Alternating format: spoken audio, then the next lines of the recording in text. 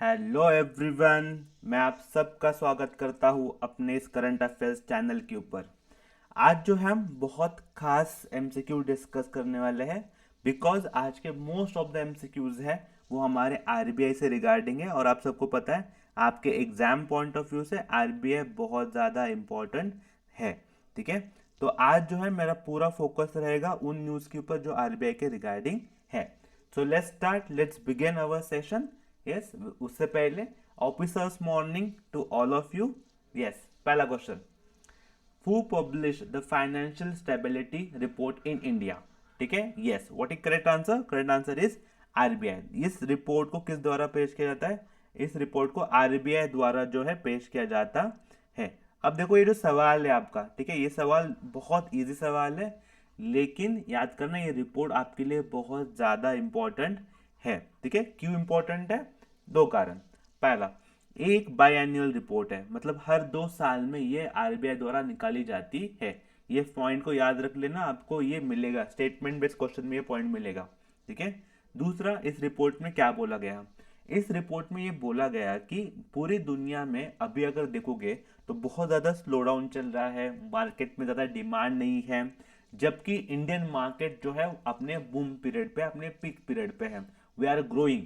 ठीक है, that's why we Indian market is a engine for the global growth, I can say. ठीक है, that's why this is very important for us. ठीक है, now आगे बढ़ते हैं।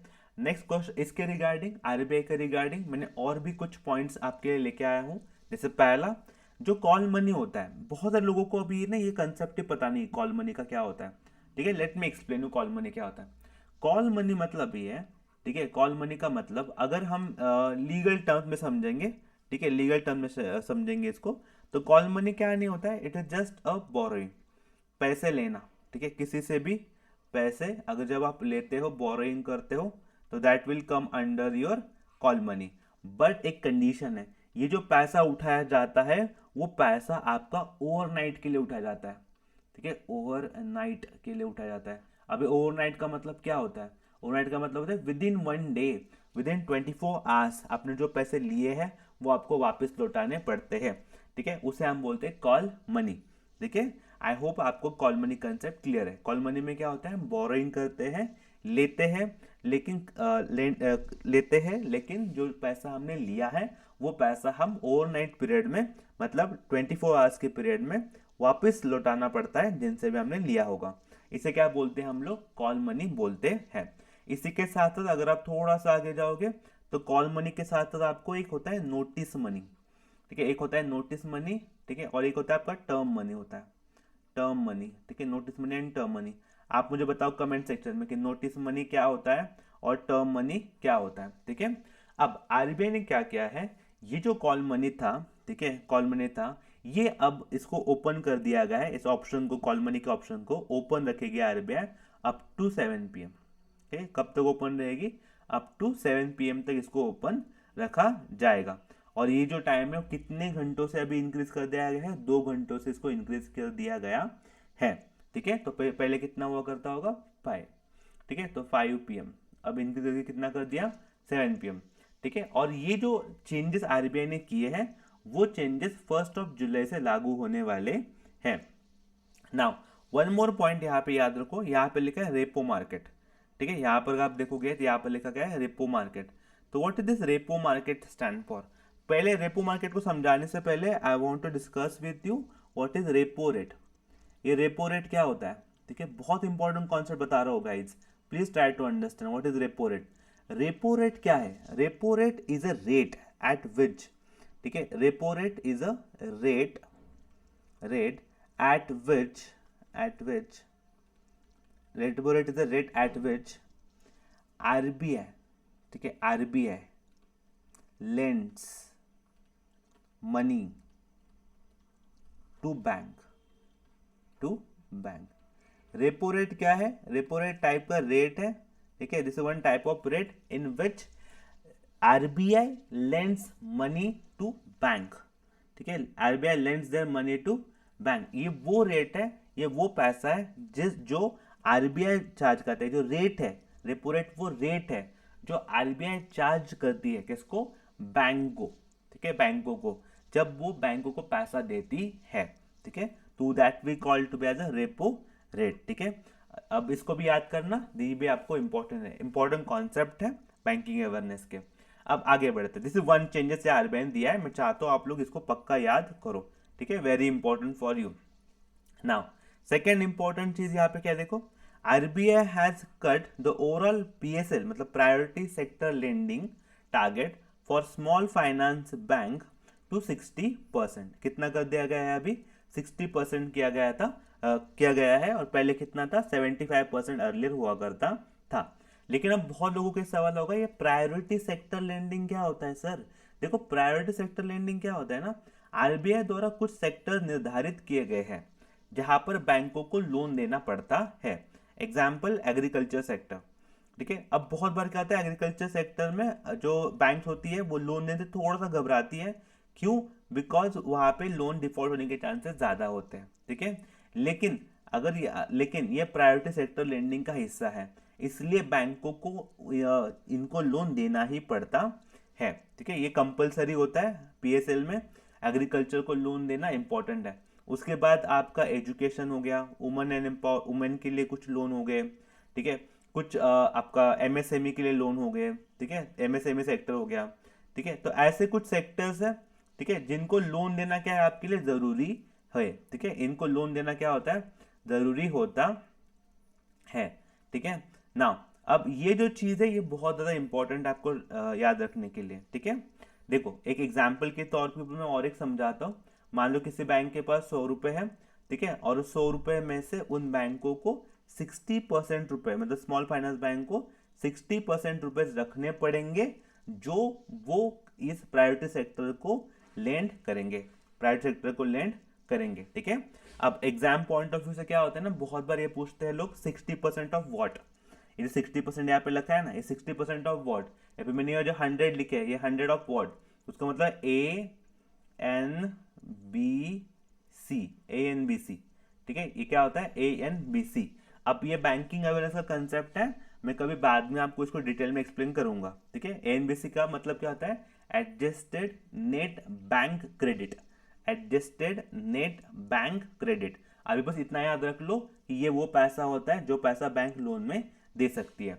अब उसमें से 60% अमाउंट जो है वो किसको जाएगा, प्रायोरिटी सेक्टर को जाएगा, इन सेक्टर को जो है लोन देना पड़ेगा। बाकी बचे हुए जो 40% रहेंगे, 40% बैंक अपने मन से जहां चाहे वहां पे इन्वेस्ट कर सकती है, लोन दे सकती है, नो रिस्ट्रिक्शन एट ऑल, ठीक है। ये जो है वो किया गया है फॉर स्मॉल फाइनेंस बैंक के लिए, मैं जो जो भी यहाँ पे डिस्कस कर रहा हूँ वो स्मॉल फाइनेंस बैंक के लिए है, ठीक है। नाउ आगे बढ़ते हैं, आई होप ये दोनों आरबीआई की जो इंपॉर्टेंट न्यूज थी आपको अच्छे से समझ में आई है। आगे बढ़ते हैं, आरबीआई द्वारा और एक चीज की गई, ठीक है। आरबीआई द्वारा अगर आप देखोगे तो आरबीआई द्वारा एक्सटेंशन मिला है किनको, संदीप बत्रा, ठीक है। अगर आप देखोगे तो यहाँ पे क्या लिखा है, संदीप बत्रा जी को क्या मिला है, एक्सटेंशन मिला है उनके टाइम पीरियड से, ठीक है, Sandeep Batra as a executive director of ICIC bank. अब ये कब तक रहेंगे, इफेक्टिव कब से रहेगा, ये इफेक्टिव याद रखना प्लीज, ये इफेक्टिव वाला चीज याद रख लो, ठीक है, बिकॉज एग्जाम में पूछा गया है, ठीक है, लास्ट टू लास्ट ईयर, ठीक है, last to last year exam में ये पूछा गया था। It is regarding with some appointment ही रिगार्डिंग ये सवाल पूछा था, मुझे याद है अच्छे से, कि एक अपॉइंटमेंट दी गई थी और पूछा गया था वो कहाँ से कहाँ तक इफेक्टिव रहने वाली है आरबीआई की, ठीक है। तो इन चीज को याद रख लेना, ठीक है, वेरी इंपॉर्टेंट, वेरी क्रूशल, ठीक है। आई होप आप सब चीजों को नोट डाउन करते जा रहे हो, मैं हर एक पॉइंट को एक्सप्लेन कर रहा हूँ आपके लिए, ताकि आप अच्छे से इनको रिटेन करें। आरबीआई के news are very very important news for you.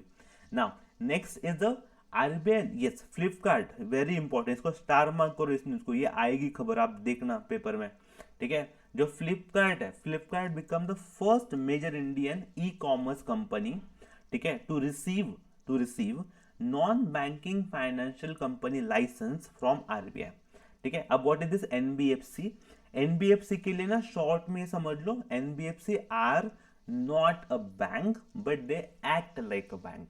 वो खुद बैंक नहीं होती है लेकिन वो बैंक की तरह काम करती है, जैसे कि लोन कैन से बहुत सारी एक्टिविटीज होती है, वो क्या लोन दे सकते हैं, इन्वेस्टमेंट ले सकते हैं, ठीक है। हाँ, उनके ऊपर बहुत सारा रिस्ट्रिक्शन भी होता है, ठीक है, बहुत रिस्ट्रिक्शन भी होता है, ठीक है। आरबीआई इनको लाइक रेगुलेट नहीं करता है डायरेक्टली, ठीक है। So little bit it is very very risky type of banking, but हाँ ये इंडिया में अभी लोग कर रहे हैं, ठीक है। तो फ्लिपकार्ट वो कंपनी बना है कि उनको अप्रूवल मिला है कि जो भी एनबीएफसी काम करती है भारत में, उस टाइप का काम आप भी कर सकते हो, नो वरीज, ठीक है। आरबीआई ने इसका अप्रूवल दे दिया है, ठीक है।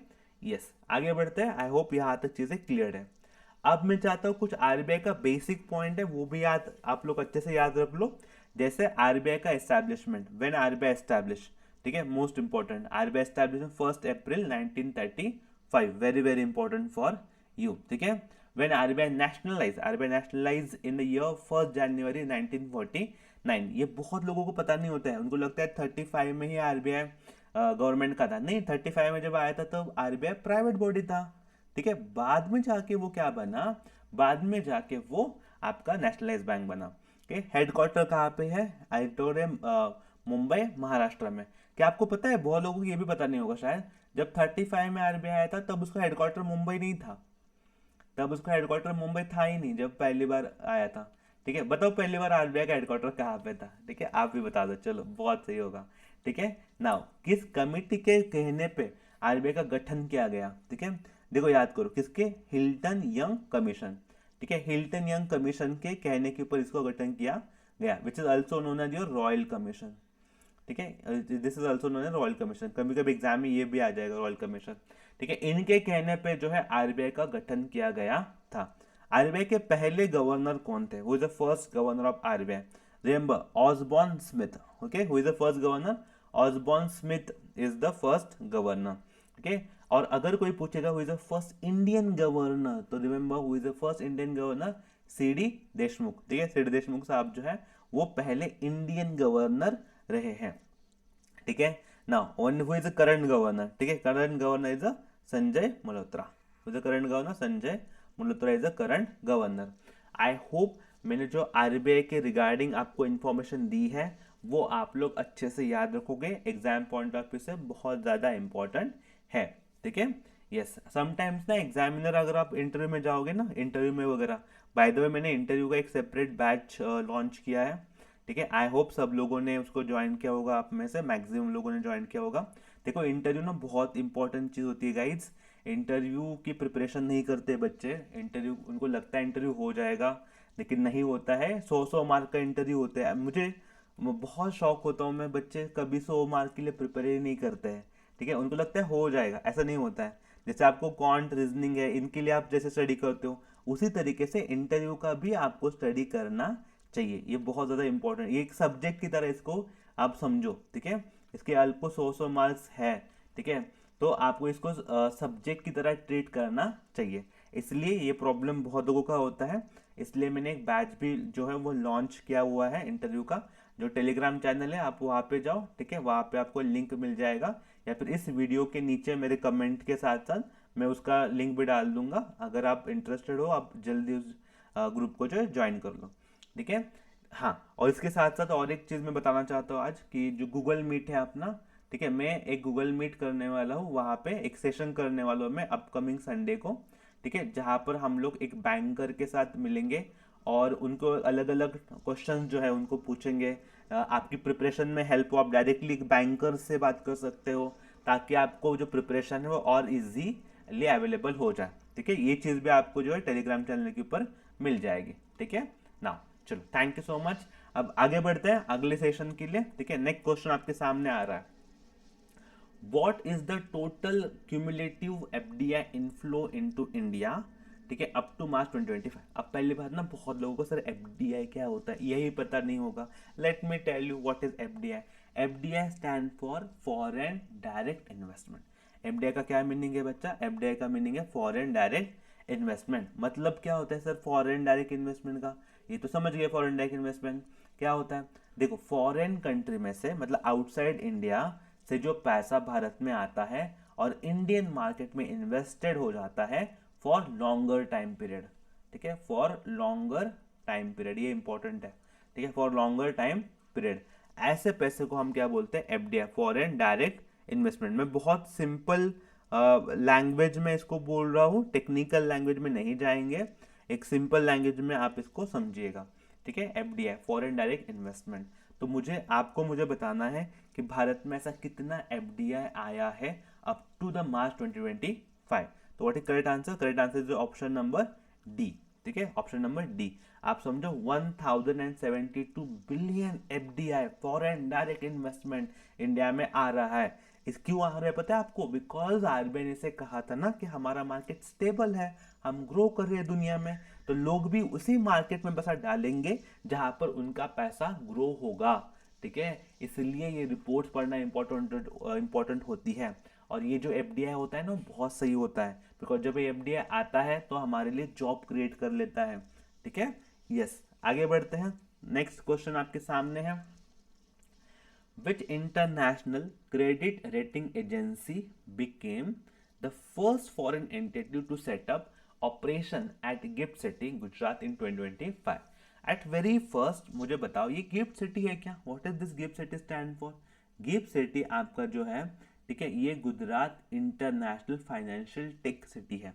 मतलब क्या होता है? जो भी फॉरेन अफेयर्स होते हैं, जो फॉरेन कंपनियां होती है या फिर इंडियन कंपनियां भी होती है जिनको फॉरेन में बिजनेस करना होता है, या फिर फॉरेन की कोई एंटिटी है उनको इंडिया में कुछ एजेंसी करनी है, एवरीथिंग, ठीक है। तो फॉर दैट पर्पज हमने एक पर्टिकुलर सिटी ही डिजिग्नेटेड कर दी गई है, एक जगह ऐसे डेडिकेटेड कर दी गई है जिसका इस्तेमाल उस इंफ्रास्ट्रक्चर को बिल्ड करने के लिए होगा जो कि इंटरनेशनल फाइनेंशियल ट्रांजेक्शन्स में हेल्प करेगा। और वो जो जगह होती है उसे we called it as a GIFT city, और गुजरात में है तो we called it as a GIFT city. तो कभी कभी एग्जामिनर ये भी पूछ लेगा सिंपल क्वेश्चन में, what is where is a GIFT city? GIFT city कहाँ पर है? गिफ्ट सिटी इंडिया में, गुजरात में है, ठीक है। तो हाँ, तो अभी यहाँ पर किसके द्वारा, ठीक है, किसके द्वारा अपना जो ऑपरेशन है जो सेटअप किया गया है, उनका ऑफिस सेटअप किया गया है? Remember what is correct answer? इसको स्टार मार्क कर लो, बहुत इंपॉर्टेंट एजेंसी है, S&P global rating agency, S&P global rating agency. इनके द्वारा जो है उनका जो है चैनल, उनका जो ऑपरेशंस जो है वो वहाँ पे डाले गए हैं, उनका ऑफिस वहाँ पे डाला गया है, अब वहाँ पे वो लोग काम करेंगे। Now next question for you, who won the gold medal in the women's 10 kilometre race at Australian, ठीक है, रेस वॉकिंग चैंपियनशिप 2025? किसके द्वारा? देखो स्पोर्ट्स न्यूज और वेरी क्वेश्चन। देखो बहुत बार ना हम लोग स्पोर्ट न्यूज पढ़ते ही नहीं, मुझे पता है बच्चे स्पोर्ट न्यूज पढ़ते ही नहीं है। सबसे ज्यादा कौन सी न्यूज पढ़ी जाती है बच्चों द्वारा? Sports news. बहुत कम बच्चे होते हैं जो स्पोर्ट्स न्यूज में इंटरेस्टेड रखते हैं, लेकिन स्पोर्ट्स न्यूज एग्जाम में आती है, ठीक है। आप देखोगे कोई भी किसी भी साल का एग्जाम उठाओ, वहां पे आपको स्पोर्ट्स न्यूज जो है पक्का मिल ही जाएगी, ठीक है। नाउ किसके द्वारा गोल्ड में, अब देखो गोल्ड मेडल जीता है रे भाई, गोल्ड मेडल जीता है। इंडिया में प्रॉब्लम क्या होता है, हम क्रिकेटर्स को बहुत ज़्यादा सेलिब्रेट कर लेते हैं, सबको सेलिब्रेट कर लेते हैं, लेकिन ये जो हमारे असली हीरे हैं उनको भी सेलिब्रेट करना ज़रूरी है, ठीक है। तो किनके द्वारा जीता गया है? Priyanka Goswami. Your answer number is option number D, that is Priyanka Goswami, ठीक है। अब इनके लिए मैंने सेपरेटली ये रखा है, प्रियंका गोस्वामी जी का जो टाइमिंग है उनको भी याद रखो। What is the timing? 47.54, this will be timing, ठीक है ना। दैट्स ग्रेट, आगे बढ़ते हैं। अब यहाँ पर हाँ, अगर आपको मेन इवेंट आया, जैसे मैंने अभी ये पिछला सवाल है उसमें फीमेल लिखा था, अगर मेन वाला इवेंट आया, ठीक है, वो 35 किलोमीटर का, तो वहाँ पे कौन जीता है? वहाँ पे जो संदीप सर है वो जीते हैं, उन्होंने सिल्वर जीता है, ठीक है। और जो राम बाबू है उन्होंने उनको ब्रॉन्ज मिला है, ठीक है। तो संदीप सर को सिल्वर है और राम सर को ब्रॉन्ज है, ठीक है। आई होप ये चीज़ भी आप नोट कर रहे हो ना। आगे बढ़ते हैं। When is the World Blood Donor Day observed every year? Please donate your bloods। जो भी लोग हैं जो भी ब्लड को डोनेट कर सकते हैं, जो भी उन वो जो क्राइटेरियाज रहते हैं जो उनको फुलफिल करते हैं, please donate your bloods because your bloods matters a lot. Your small blood can save the life of multiple people, so do donate your bloods, it's very important, ठीक है। नाउ कब celebrate करते हैं हम लोग? हम सेलिब्रेट करते हैं ऑन ऑन बोलो बोलो कौन सा वाला रहेगा? ऑन 14th जून, ठीक है, ऑन 14th जून, याद रखना, बहुत इंपॉर्टेंट है। Then what is the theme for this year? इस साल का थीम क्या था? मैंने बोला था ना थीम याद रखना बहुत जरूरी है, ठीक है। तो what is theme? Give blood, give hope, ठीक है, and together we save the lives, ठीक है, तो give blood give hopes, very important, ठीक है, थीम याद रखना बहुत इंपॉर्टेंट होता है। हाँ, और कौन सा एडिशन था, it's 14th year of celebration, ठीक है। Next, which bank was the first to establish an international banking unit in a gift city in October 2020 तो 2015। अब देखो गिफ्ट सिटी ना बहुत न्यूज़ में था, तो जब मैं इसके रिगार्डिंग सर्च कर रहा था तो मुझे ये चीज़ भी मिली, इसलिए मैंने ये क्वेश्चन भी आपके लिए पुट किया है, ठीक है। समटाइम्स पास्ट वाले क्वेश्चन भी आ जाते हैं तो याद रखने की जरूरत है, ठीक है। What is correct answer, which bank is the first bank, remember which is first bank, S bank, okay, which bank is the first, S bank is the first bank जिनके द्वारा इंटरनेशनल बैंकिंग यूनिट सेटअप किया गया था gift city में 2015 में, ठीक है। आई hope आपको ये याद रहेगा, इट इज़ वेरी इंपॉर्टेंट, ठीक है। हाँ, यहाँ पे क्या क्या ऑपरेशंस करते थे फिर वो लोग टर्म लोन बेचते थे, ठीक है, एक्सटर्नल कमर्शियल बोरिंग होगी, ट्रेड फाइनेंस, ये सारी चीज़ें, ये सारे एक्सेप्टेंस ऑफ डिपॉजिट्स, ये सारी चीज़ें, ये सारे फंक्शंस वहाँ पे वो करते हैं for the international communities. Now yes, ये ना देखो बहुत सारे बच्चे ने इसको देख के ही छोड़ देंगे, आई एम 101% श्योर, सवाल को देख के ही छोड़ देंगे, लेकिन देखो क्या होता है, सवाल बड़ा है लेकिन इसका आंसर जो है बहुत इंपॉर्टेंट है फॉर यू, ठीक है।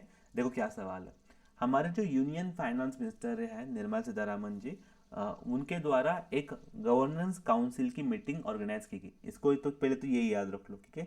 6th governing council meeting organise की गई थी किन के द्वारा, तो what is correct answer, union finance minister द्वारा ये ऑर्गेनाइज की गई थी, ये पहला तो ये किस लिए अनाउंस की गई थी, for the national investment and infrastructure fund, किसके लिए, national investment and infrastructure fund के लिए ऑर्गेनाइज की गई थी कि हम किस तरीके से नेशनल इंफ्रास्ट्रक्चर को बढ़ाने के लिए जो फंड इकट्ठा कर सकते हैं।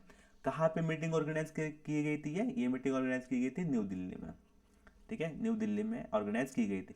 देखो यहाँ तक तो पूरी इन्फॉर्मेशन ही चल रही है, तो कोई क्वेश्चन तो आया नहीं यहाँ तक, लेकिन आपके लिए जिनको ये इवेंट ही पता नहीं था उनके लिए ये इन्फॉर्मेशन ही बहुत ज़रूरी है, इस इन्फॉर्मेशन से ही कोई सवाल एग्जाम में आ सकता है, ठीक है। अब देखिए क्वेश्चन क्या है, which multilateral development banks were acknowledge as a NIIF investment partner, ठीक है, कौन सी बैंक को हमने एक्नॉलेज किया है as the investment partner for NIIFs. अब ये निप्स क्या है, national investment and infrastructure fund, national investment and infrastructure fund.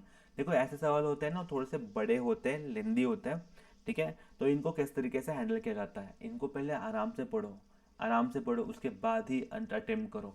If you are no idea about the question then skip such a question, ठीक है, because यहाँ पर आप बहुत ज़्यादा क्या सकते हो, कंफ्यूज हो सकते हो और रॉन्ग मार्क कर सकते हो, ठीक है। ना व्हाट इज करेक्ट आंसर, देखो मैं चाहता हूँ इस तरीके से आप याद रखो, देखो यहाँ पे क्या ना निफ के जो शॉर्ट फॉर्म है वहाँ पे कितने आए हैं आपको, 2 आए मिल रही है ना, तो यहाँ पे 2 आए कहाँ पर आपके, 2 आए किस ऑप्शन में, देखो यहाँ पे 2 आए हैं है?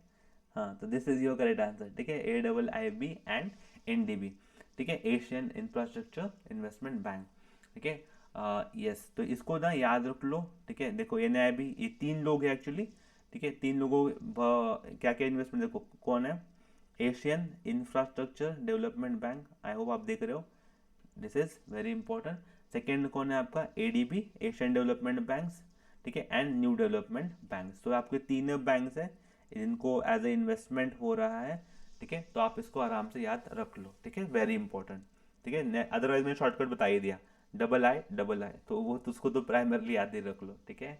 Now next question, how much dividend did the SBI pay to the government of India for the financial year 24-25? देखो dividend is very crucial, very crucial। आपको पता है जो SBI है या फिर हमारी जो सारी बैंक्स है, ठीक है, वो सारे किसके अंडर काम करती हैं, all they are working under government of India, government of India की कंपनियां हैं, एट्स वेरी सिंपल लैंग्वेज, ठीक है, तो उनके द्वारा गवर्नमेंट को कुछ डिविडेंड दिया जाता है।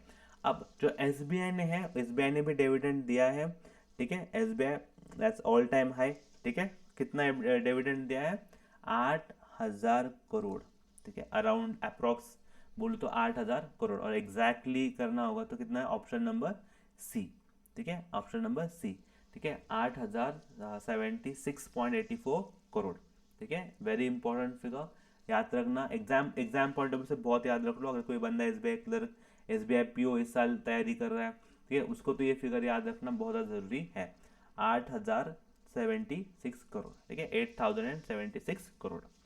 Now next, recently Delhi e waste recycling park, पहले ना यही याद कर लो, पहला इंडिया का पहला ई वेस्ट रिसाइकलिंग पार्क कहाँ पर है, ठीक है, मैं चाहता हूँ इसी को याद कर लो आप लोग। कुछ चीज़ें होती है, देखो कुछ सवाल ही ऐसे होते हैं जिनको याद करना पड़ता है, सवाल ही इंपॉर्टेंट बन जाता है, ठीक है। हाँ, तो इंडिया से फर्स्ट ई वेस्ट रिसाइकलिंग पार्क कहाँ पर है, तो वो है आपका न्यू दिल्ली, यही चीज़ को याद कर लो, ठीक है, पहली यही है। देखिए then, how many categories of e waste will the eco park handle as per the e waste management rule 2022, कितने टाइप के यहाँ पर ई वेस्ट को हैंडल किया जाएगा या फिर ट्रीट किया जाएगा।